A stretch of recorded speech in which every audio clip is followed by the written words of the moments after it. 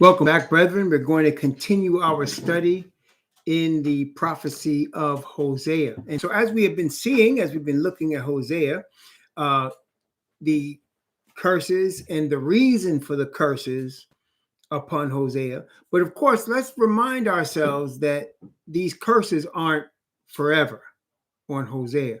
And there's a reason that they're not forever. Matter of fact, when we read First Kings, we got a hint. And let's go back there for a second in 1 Kings chapter 11, where the prophecy came that there were going to be a dividing of the nation of Israel, and 10 northern tribes were going to be given to Jeroboam, the son of Nebat, and there were going to be 2 tribes left. And so let's take a look at that in 1 Kings chapter 11. 1 Kings chapter 11, and let's see.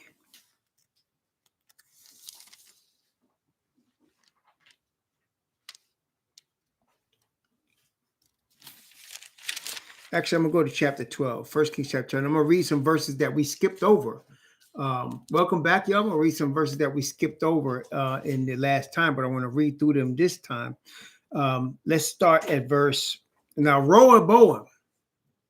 Rehoboam was Solomon's son, one of Solomon's many sons, but he was Solomon's son that became king in Solomon's place when Solomon died. Solomon died after having reigned over Israel for 40 years. And his son Rehoboam was the king under which the kingdom was divided. And so let's start there in 1 Kings chapter 12. 1 Kings chapter 12. I'm going to start from verse 17. And I'm read from 17 down to verse 24. 1 Kings chapter 12 from verse 17 down to verse 24.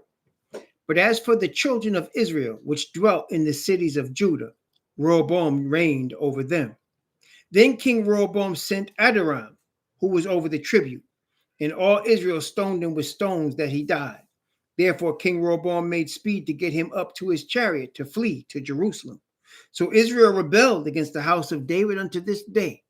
And it came to pass, when all Israel heard that Jeroboam was come again, that they sent and called him unto the congregation, and made him king over all Israel. And there was none that followed the house of David, but the tribe of Judah only. And when Rehoboam was come to Jerusalem, he assembled all the house of Judah with the tribe of Benjamin, 180,000 chosen men, which were warriors to fight against the house of Israel, to bring the kingdom again to Rehoboam, the son of Solomon. But the word of Yah came to Shemaiah, the son of Yah, the man of Yah, saying, Speak unto Rehoboam, the son of Solomon, king of Judah, and say unto all the house of Judah and Benjamin, and then the remnant of the people, saying, Thus saith Yahweh, Ye shall not go up, nor fight against your brethren, the children of Israel. Return every man to his house, for this thing is from me. They hearkened therefore to the word of Yahweh, and returned to depart according to the word of Yahweh. So you can see it was the tribe of Judah and the tribe of Benjamin that was left for the southern kingdom. So you had the tribe of Judah, the tribe of Benjamin, and the Levites generally that dwelt in that area. So you had those 2 tribes, and plus the Levites, the sprinkling of the Levites in there. So oftentimes when you hear of Jews, for example, in the New Testament, they talk about Jews, right? The Jews did this, and the Jews were that, and the kingdom is of the Jews. They're talking about Judah and Benjamin. That's the southern kingdom. They're talking about Judah and Benjamin. Now, let's go back to chapter 11 for a minute, and let's recall what the Most High's prophet told Jeroboam about Judah and Benjamin in 1 Kings chapter 11. And I'm going to start at verse 31. 1 Kings chapter 11, beginning at verse 31. And he said to Jeroboam, Take thee 10 pieces, for thus saith Yahweh, the Most High of Israel, Behold, I will rend the kingdom out of the hand of Solomon, and will give 10 tribes to thee. But he shall have 1 tribe for my servant David's sake, for Jerusalem's sake, the city which I have chosen of all the tribes of Israel. See, so he said, I'm going to keep 1 tribe for David. Now, Let's look at this entirely as a history. So you have Abraham, who was Abram, who the Most High called, who heard the Most High's call and followed the Most High, who the Most High told, I'm going to bless your children. Matter of fact, let's look at that. That's Genesis chapter 18. Genesis chapter 18. It was a couple of places, but let's look at Genesis chapter 18. Let's look at that. Genesis chapter 18.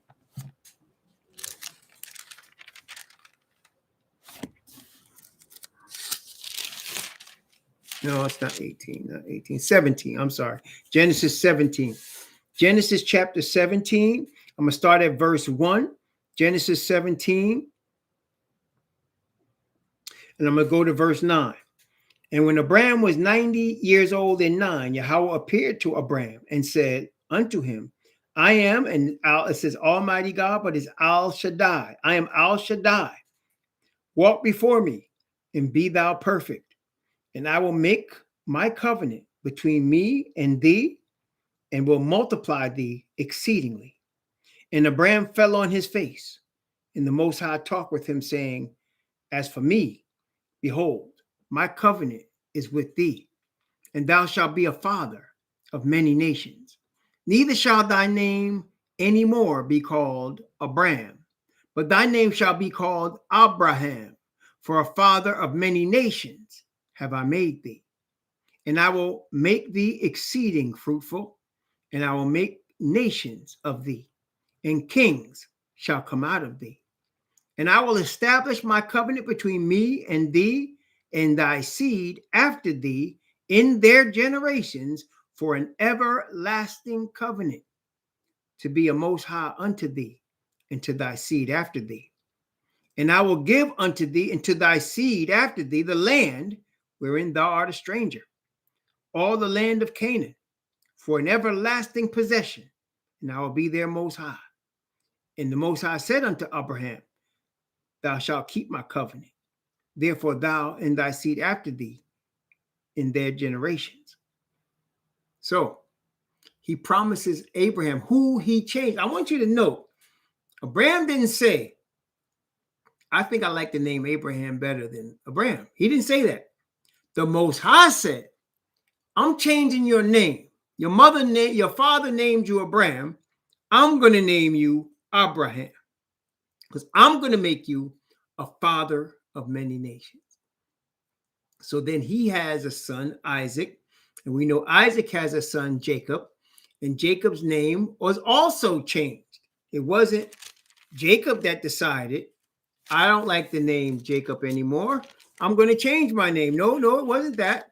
It was the Most High that decided, I'm going to change your name. So let's look at that in Genesis. Still Genesis.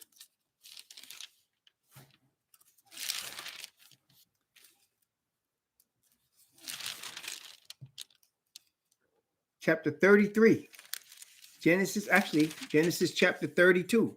Genesis chapter 32. This is where Jacob was afraid of his brother Esau and what was coming upon him for what he had done to Esau. And so we have Genesis chapter 32, and I'm going to start at verse, let's see, 22, 32, 22. And he rose up that night and took his 2 wives and his 2 women servants and his 11 sons and passed over the ford Jabbok. And he took them and sent them over the brook and sent over that he had. And Jacob was left alone. And there wrestled a man with him until the breaking of the day. And when he saw that he prevailed not against him, he touched the hollow of his thigh. And the hollow of Jacob's thigh was out of joint as he wrestled with him. And he said, Let me go, for the day breaketh. And he said, I will not let thee go, except thou bless me. And he said unto him, What is thy name? And he said, Jacob. And he said, Thy name shall be called no more Jacob, but Israel. For as a prince hast thou power with Yah and with men, and hast prevailed. So Abram was named of his parents Abram, but the Heavenly Father said, Your name is Abraham. Jacob was named of his parents, Jacob. But the Heavenly Father said, your name is Israel, or Yasharal. Let me say it right. Yashar al, which means to be right with the Most High. That's what Yashar means. Yashar al is two words. That means they say it Israel, but Yashar, if you look it up, means to be right with. And so he's right with the Most High. So now you have two men whose names were changed by the Creator himself. And they were promised, I'm going to bless your children. So they were called the children of Yashar, the children of right with the Most High. Right? So now you have a chosen nation from Abraham to Isaac to Jacob. Now that chosen nation was divided, as we just saw. It was divided into a northern kingdom and a southern kingdom. And he said, I'm going to protect the southern kingdom for my servant David's sake. So he scattered the northern kingdom first. Then later on, he scattered Judah. But he kept Judah together because Judah went into the land that we now call Africa, beyond the rivers of Ethiopia. Right? My suppliance, beyond the rivers of Ethiopia, my suppliance. Zephaniah taught us that. And so Judah is now in what we call Brazil. Well, first, Judah is still in West Africa. They don't even know, some of them, who they are, but they're in West Africa. They're also in other parts of Africa. And they're in Brazil. And they're in all of the islands. They're in Jamaica, and Cuba, and Puerto Rico, and Haiti, and Dominican Republic, and Bermuda, and in the United States, and in Mexico, and in Central America, and in other parts of South America, Judah is. Okay? And in all those places that Judah came, Ephraim was already there before he got there, because he had been scattered a long time before. Okay? And so out of all of that, what we need to remember above all things is the promise. The Most High promised Abraham, who he named Abraham, I'm going to make you the father of many nations. As you can see, that is the case. He promised Jacob, your name is now right with the Most High, and I'll bless you and your children. And then he promised us through the prophets, after I have scattered you, I'm going to bring you back. I'm going to bring you back to your land. But before I bring you back to the land, what do you have to do first? He has to bring us back to himself. The first step was he sent Messiah, the anointed one, from Judah to recover us. First, he has to recover us from sin. Not a geographic area, a spiritual condition. He has to recover us from our spiritual condition of sin. After he does that, he prepares us to be recovered and be brought back together as a nation. And then after he does that, he's going to destroy the nations of this earth where we were scattered. And he's going to establish the kingdom here. And the people of the nations who are wanting to connect with the Creator will connect through his chosen people, and will have one God and one kingdom. Many nations praise the Most High. So as we're looking at Hosea, and we're seeing the really bad punishment coming upon them, or should I say has already come upon them. You and I are the children of these punishments, are we not? You and I are the children of these punishments. That's who we are. Okay? It's good to know who you are. I mean, it's right, because if you don't know who you are, you're part of Babylon. You're confused. But the whole point of prophecy is to wake us up from our sleep, to wake us up from our ignorance, to wake us up from the confusion, so that we can know who we are. And what we just did, we went step by step, and we saw how it started. And then we are seeing where we are now. We are the children of these people in Hosea. We are the children of Judah also, where Jeremiah was sent. We are the children of the dispersed and the outcast. That's who we are. We are the children. Let's look at it. That verse we read yesterday in Isaiah chapter 11. Isaiah chapter 11. Verse 12, Isaiah chapter 11, verse 12.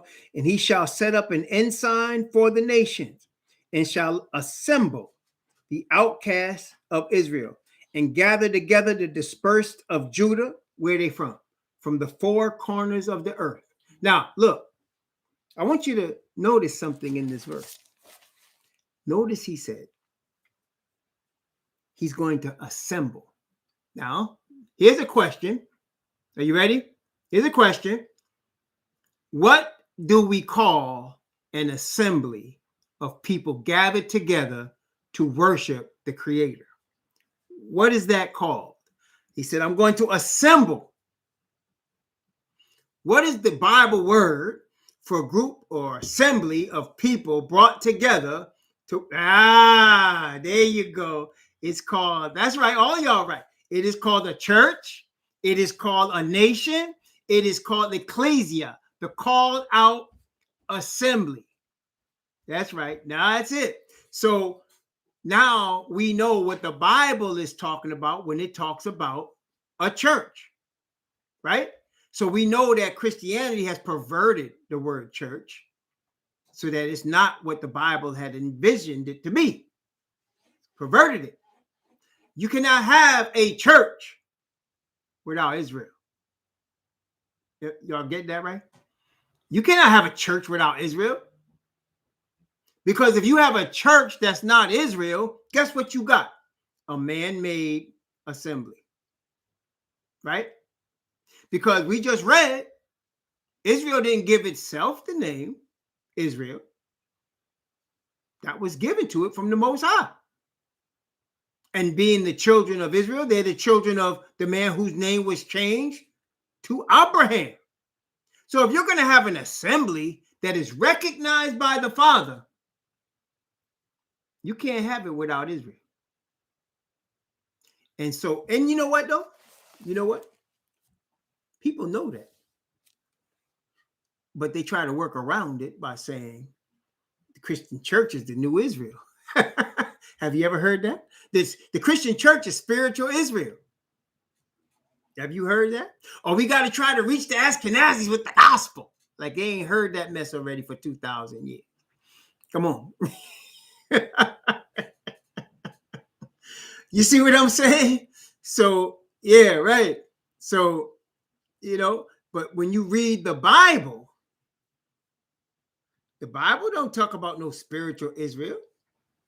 The Bible don't talk about nobody coming from Yafet, that's the chosen, or no Arabs, that's prophets. The Bible doesn't talk about that. So when you're looking at the Bible alone, you see what you got. You know who you are. So you and I are the children of the outcast and the dispersed of Israel and Judah. You and I are the children of these idol worshipers that got dispersed from the northern tribes, and we're children of what Solomon did with the abomination in the southern tribes. We're children of them people. But as it says, I will awaken. He said, it shall come to pass. Let me say as it says in Deuteronomy. And it shall come to pass when all these things are come upon thee, the blessing and the curse which I have set before thee, and thou shalt call them to mind among all the nations where the Yahweh thy most high have scattered you, and shalt return unto Yahweh, and shalt obey his voice according to all that I command you, thou and thy children, with all thy heart and with all thy soul, that then Yahweh will turn thy captivity and will have compassion upon thee, and will return and gather you from all the nations whither he have scattered you. This is where we are. We are, when he says thou and thy children, thou is the people he was talking to right there. We are the children. We are the children. Isn't it good to know who you are? Yes. Isn't it good to know the promises of the Most High? That's right, brother Don Hines, you got it. That's Second Chronicles. I believe that's Second Chronicles 7:14. If my people, and don't just stop there. He says, if my people, which are called, yes, by my name. Not everybody called by Yah's name. Shall humble themselves. You see? Did it say, I need you to take up swords and kill the white man? Did he say that? I need you to put on these superhero outfits and stand on corners? Did he say that? No. He said, if my people, which are called by my name, shall humble themselves and pray and turn from their wicked ways, then will I hear from heaven and will forgive their sin and will heal their land. Isn't it wonderful to know who you are and where your place is in world history? Isn't it? I mean, scientists study stuff and can't come up with what we just talked about in the last few minutes. You understand? They can't come up with what we just talked about in the last few minutes. They study history, they do all this stuff, and they're trying to figure out where we come from. Well, we know where we come from. We know where we come from. We come from Abraham. We come from Abraham, whose name was changed to Abraham. That's where we come from. We come from Jacob, whose name was changed to Yashar Al, right with the Most High. That's where we come from. That's where we come from. Praise the Most High. And yeah, we've been scattered.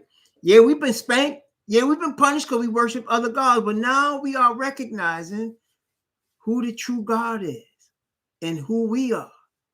After all of these centuries that people have been trying to hide it from us, dumb us down, they were desperate to stop people like us from reading. Do you realize they are desperate to stop us from reading? You know why? Because if we read, we find out who we are. And if we find out who we are, there's a problem. There's a problem. See, Balaam counseled Balak to send women into the camp because Balaam stood on the mountain and tried to curse Israel. And Balaam kept telling Balak, I cannot curse that which Yah has blessed. I cannot curse them.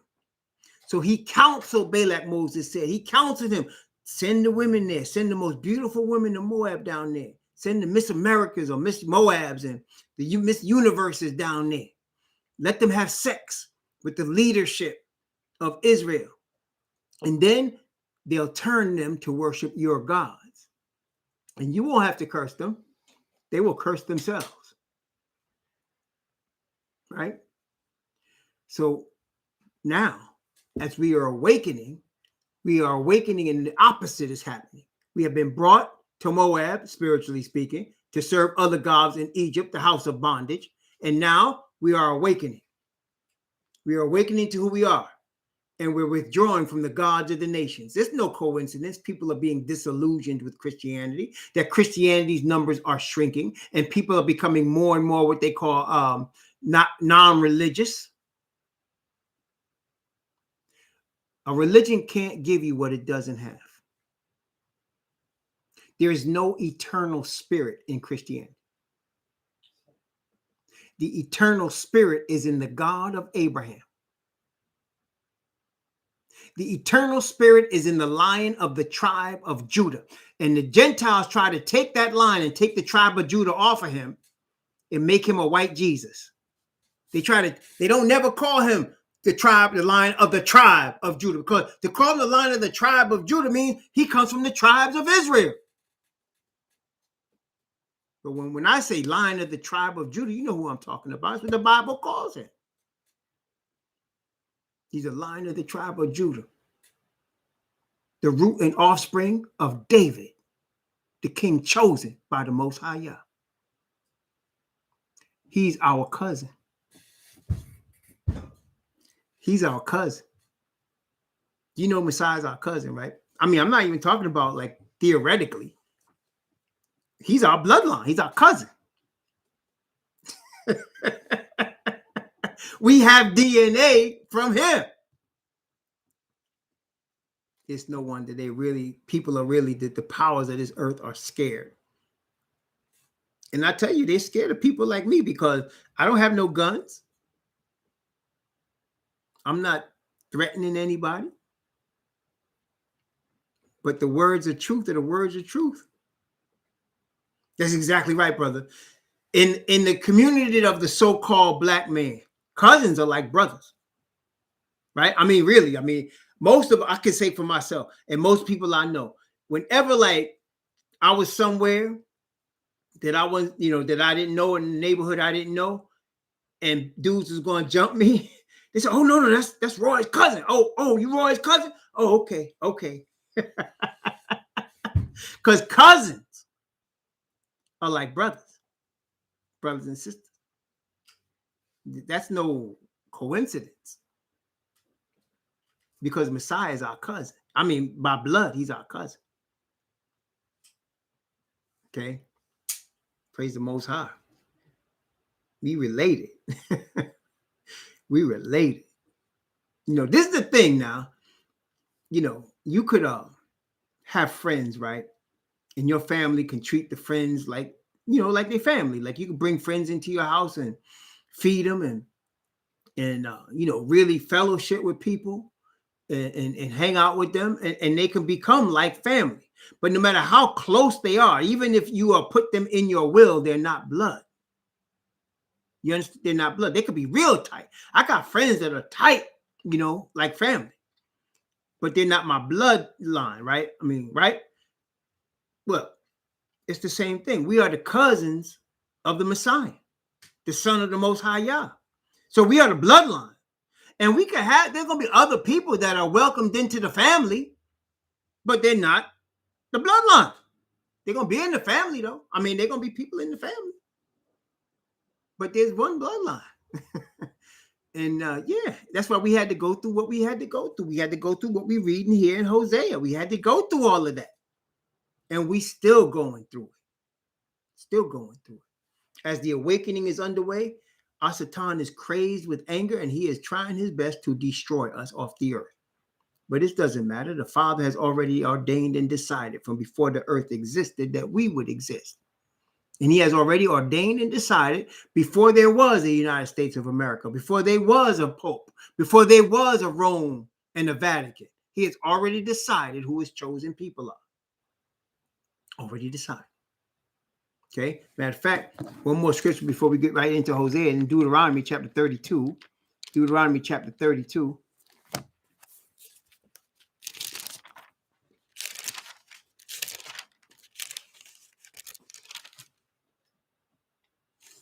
Watch this. Deuteronomy 32, beginning at verse 7. Deuteronomy 32, beginning at verse 7. Remember the days of old. Consider the years of many generations. Ask thy father, and he will show thee. Thy elders, and they will tell thee. Watch now. When the Most High divided the nations their inheritance, when he separated the sons of Adam, he set bounds of the people according to the number of the children of Israel. He took Adam's children, Shem, Ham, and Japheth, and set bounds. But he set space for what he knew was coming. Israel. Talk to me now. You can't stop that. I don't care what you do. I don't care what disease you make up. I don't care how many earthquakes you bring. See, the biggest fear the devil has is us awakening. That's all, the biggest fear he had, because that'll bring our cousin. You see what I'm saying? When we awaken to who we are, that means our cousin's getting ready to come. And when he comes, there's going to be a problem. Okay? And he knows that. So he has to keep us worshiping white Jesus. He has to keep us chasing after these dollar bills with slave owners on the pictures, right? He has to keep us chasing after dollar bills with slave owners on them. He has to keep us colonized. He has to keep us trying to trust in man and trust in man's religion and trust in man's authority. He has to keep us doing that because when we awaken, he understands, he knows our cousin is coming. And our cousin is coming because his father, our father, already said it was going to happen. You understand? Can't be stopped. Can't stop it. Can you stop the wind? Can you stop the sun from rising tomorrow? Can you stop it from setting tonight? Oh, then you might be able to stop our cousin from coming. You understand? Not going to be stopped. It's going to happen as he said it. So I wanted to go through all of that as we read these terrible things that happens to our fathers that is also happening to us and to our brothers. Okay? I wanted to go through that first. So let's go to Hosea chapter 9. Hosea chapter 9. Now we just finished chapter 8 where the highlight was he told Ephraim, he said, I'm gonna make the Gentiles swallow you up, and they're gonna make you a vessel whereas they had no pleasure. Strangers gonna take your strength. Right? Here we are, chapter 9 now. Chapter 9, beginning at verse 1. Rejoice not, O Israel, for joy as other people, for thou hast gone a whoring from thy most high. Thou hast loved the reward upon every corn floor. The floor and the winepress shall not feed them, and the new wine shall fail in her. They shall not dwell in Yahweh's land, but Ephraim shall return to Egypt, and they shall eat unclean things in Assyria. They shall, they do eat unclean things, don't they? The northern tribe. No, that's where you get blood sausage from. Isn't that right, Mama? You get blood sausage. You shall eat unclean things in Assyria. They shall not offer wine offerings to Yahweh, neither shall they be pleasing unto him. Their sacrifices shall be unto them as the bread of mourners. All that eat thereof shall be polluted for their bread, for their soul shall not come into the house of Yahweh. For what will ye do in the solemn day and in the day of the feast of Yahweh? For lo, they are gone because of destruction. Egypt shall gather them up. Memphis shall bury them. The pleasant places for their silver, nettles shall possess them. Thorns shall be in their tabernacles. The days of visitation are come. The days of recompense are come. Israel shall know it. The prophet is a fool. The spiritual man is mad for the multitude of thine iniquity and the great hatred. Yes, our prophets are crazy. Spiritual men, but crazy because of the iniquity. Right? Until we awaken. When we awaken, as is now the case, the crooked places are made plain. The crooked paths are made straight. Praise the Most High. Let's continue. Verse 8, the watchman of Ephraim was with my Most High, but the prophet is a snare of a fowler in all his ways, and hatred in the house of his Most High. They have deeply corrupted themselves, as in the days of Gibeon. Therefore, he will remember their iniquity. He will visit their sins. I found Israel like grapes in the wilderness. I saw your fathers as the first ripe in the fig tree at her first time, but they went to Baal Peor and separated themselves unto that shame, and their abominations were according as they loved. As for Ephraim, their glory shall fly away like a bird from the birth, and from the womb, and from the conception. Though they bring up their children, yet will I bereave them, that there shall not be a man left. Yea, woe also to them when I depart from them. Ephraim, as I saw Tyrus, watch this now. Ephraim, as I saw Tyrus, is planted in a pleasant place, but Ephraim shall bring forth his children to the murderer. Has not Ephraim brought forth his children to the murderer? They celebrate Columbus Day and Thanksgiving, and that's a reminder of the murderer. Is it not? Aren't those two holidays to remind us every year of the murderer? Yeah, they brought forth their children to the murderer. And that was worldwide, not just U.S., that's Canada, that's Mexico, Guatemala, El Salvador, Costa Rica, Panama, all of them places, all the way into Colombia, Ecuador, Peru, Bolivia, all them places. And of course, Brazil, and of course, the northern part of South America, Guyana, right? Guyana, and all them little islands, St. John, Trinidad and Tobago, all them little islands, all the way to Puerto Rico. Same thing. They brought forth their children to the murderer. Okay, same thing. Same thing. Verse 14. Give them, O Yahweh, what wilt thou give? Give them a miscarrying womb and dry breasts. All their wickedness is in Gilgal, for there I hated them, for the wickedness of their doings. I will drive them out of my house. I will love them no more. All their princes are revolters. Ephraim is smitten. Their root is dried up. They shall bear no fruit. Yea, though they bring forth, yet will I slay, even beloved fruit of their womb. My Most High will cast them away, because they did not hearken unto him. They shall be wanderers among the nations. Wanderers among the nations. That's the story, brethren. That's the story of Ephraim. That's the story. We praise the Most High for the for his grace, man, because these things did and are happening to us right now. These things did and are happening to us right now. Okay, even Judah, Judah, who don't know who they are, they're wandering the nations trying to find out who they are. Right? You got brothers going to Africa. And I'm not downing brothers that go to Africa, but the brothers are trying to find out who they are. They're trying to find out, is there a place that's better than where we are here in this cauldron that destroys us mentally, emotionally, and physically? Yeah, sure enough is. So they're trying to find out who they are.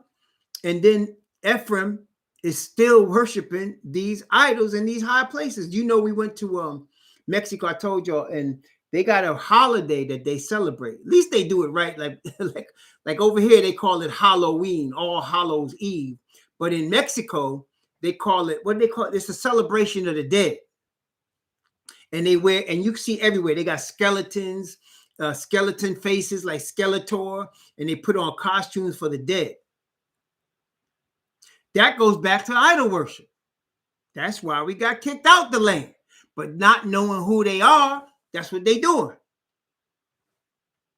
The Day of the Dead, that's what they call it. They got it all over. And especially what they call it over there, they call it, they call it Afro-Mexicans. That's what they call it. But you go to Guerrero, the state of Guerrero, or you go to the state of, not Jalisco, Oaxaca, where you have the heavy influence, or Chiapas, where you have the heavy influence of those ancient times. They still worship the Day of the Dead. They don't even hardly speak. I mean, I can't say hardly, but Spanish is not the main language. It's the ancient Indian language. You understand? So, brethren, it's still here. You can see it all around you, man.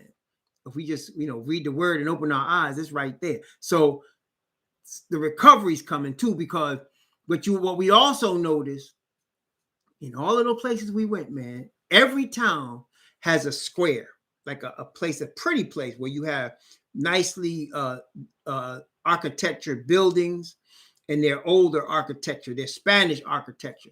And in every square, there's a huge building, usually the most beautiful building, even in the most poorest area, and it's the Catholic Church. Every place. And they put statues of Catholic priests that came there and slaughtered the Indians and converted them, right? And so you have that. Every square of every town has that. Okay? So the Most High is going to move on these places, man. He's going to move on these people. And you're going to see the conversion of these people to the truth, man. Why do you think, if you look up the people that are the biggest representation of immigrants to the United States are Spanish, so-called Spanish. They're the biggest legal, not talking about illegal, I'm talking about legal immigrants are from Spanish countries, mostly Mexico. Why? That's the plan of the Catholic Church to make America Catholic. You know, they call the South the Bible Belt. But if you'll notice, watch the South closely, the Catholic Church is taking over, man. They're taking over because of all this Hispanic people they're bringing in to make America Catholic. That was part of the plan. That's the plan. Okay. But it's all good because the Most High is about to turn that on his head when these brothers start coming to this truth and recognizing who they really are. Okay. All of that's happening right now as I'm speaking to you. See, praise the Most High. Yes, Belize, that's right. Belize, that's another one. Belize in Central America, all of the countries do that. All of them. They have that every place that they've been colonized. They were colonized, but instead of being colonized by like the United States or Spain, they were colonized by the Catholic Church. So you'll have that in all of them places. My wife and I were surprised. Every town we went to, in every section of the cities we went through, they had the same setup. Britter buildings, nice architecture, beautiful square in the middle, pretty nice place, man. And then a big Catholic church. Everyone. Giant, and you see gold trim in it and beautiful glass and all of that. Man, when man's ready to exalt man, Lord, you know, they could go off, man. And that's what we saw. Beautiful buildings, man. And so that's their colonization. And that's why you allow the United States, even right now, you see what they do with the demographics now, right? So you have what's called white people. They have it characterized white, black, or African American. And then if you look closely, they will say non-Hispanic white. And that number is way smaller than white because they have so many Hispanic, so-called Hispanic and Latin people coming to the United States that they're now classifying them as white. And you got some like the Cubans, especially that came from Castro's Cuba, them generations there in Florida, they consider themselves white. They were running from Castro because he was taking all their money and giving it to the poor people who happened to be brown. See, that was going on. That's why they hate Castro so much. And that's why most of them Cubans in Florida are Republicans. See, they classify themselves as white. And so you have white, then you have non-Hispanic white, and that's a real small number. Let me tell you something, brethren. If this earth was to survive, it would become brown. It would become brown and Asian. That's what it would happen. If this earth was to survive, it will become brown and Asian. You think that the people of the children of Yafet who have been ruling this earth for 2,000 years are going to let that happen? If you do, I got a bridge in Brooklyn I want to sell it. You understand? They're not going to let that happen. So, you know, we're under a system of white supremacy, period. The whole world is under this system. It's Babylon. So it's all good, though, because like I said, like the Most High's word said, it's not going to work. When my children wake up, you know, our cousin is coming. So, you know, when cousin Messiah comes, they got a problem. But they're not going to just right now, in a natural sense, just as the Earth's population naturally evolves organically, it's becoming brown and Asian. And just like you said, Afro-Asiatic is becoming brown and Asian. When you look at the populations of Africa and the populations of Asia and how they are mushrooming, and then they're mixing, it will become brown and Asian. That's the way it's going. Okay.